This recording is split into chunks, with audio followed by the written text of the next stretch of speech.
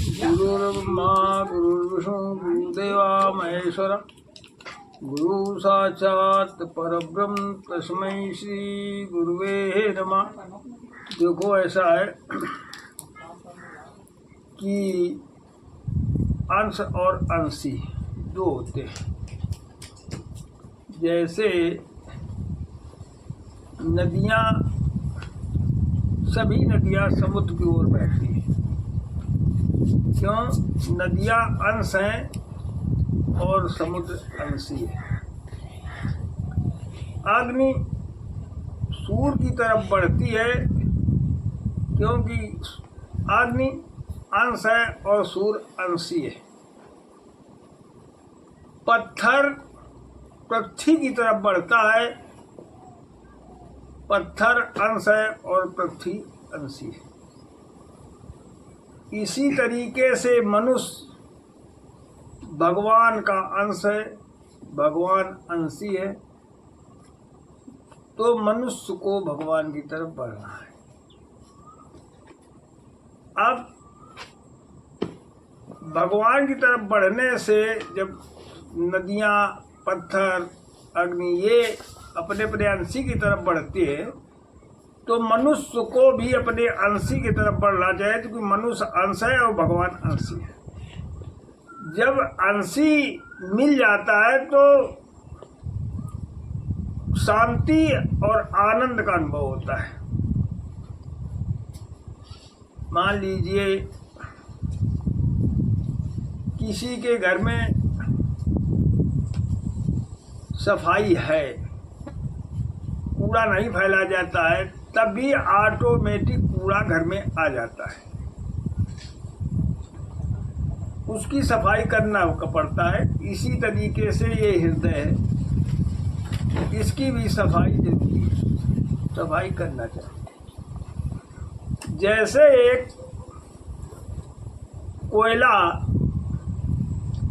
अग्नि से काला होता है, अग्नि से काला होने पर अग्नि को अगर वो छोड़े नहीं तो उसका कालापन खत्म हो जाएगा, उसका कालापन नहीं होगा। तो ऐसे ही मनुष्य अगर अंशी को ना छोड़े तो वो निर्मल हो जाएगा। निर्मल स्वभाव चाहिए भगवान को, निर्मल चाहिए। तो जैसे ऑटोमेटिक कूड़ा घर में आ जाता है, कोई कूड़ा फैलाता रहे, ऐसे ही हृदय में कूड़ा आ जाता है। तो उस कूड़े को साफ करने के लिए भगवान का भजन, भगवान का कीर्तन ये करना चाहिए, जिससे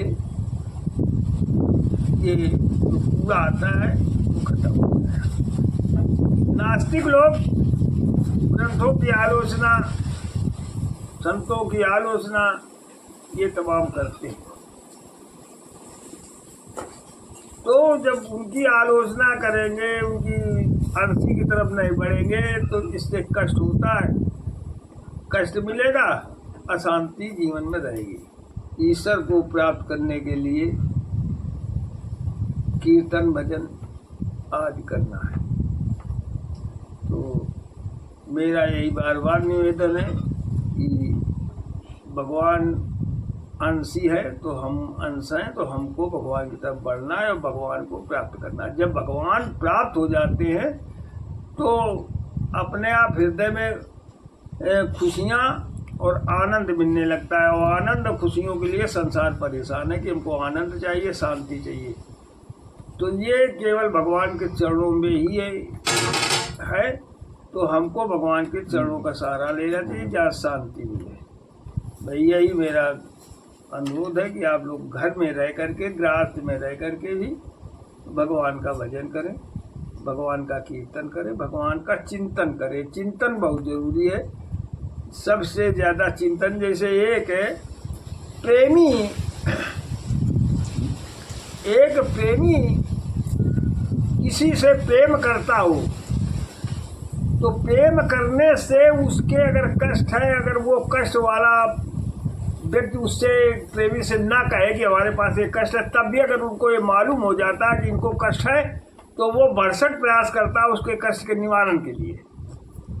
ठीक इसी तरीके से भगवान है, जब भगवान से प्रेम कर लोगे तो भगवान बिना कहे आपके कष्ट का निवारण करेंगे वो मान ही नहीं सकते, क्योंकि जैसे भगवान का प्रेम ही ऐसा है। जैसे मनुष्य का प्रेम बिना कहे जो है कष्ट निवारण करने की कोशिश करता है, इसी तरह भगवान बिना कहे सारे कष्टों को दूर करते हैं, सारी बीमारियों को दूर करते हैं। भगवान का नियम है।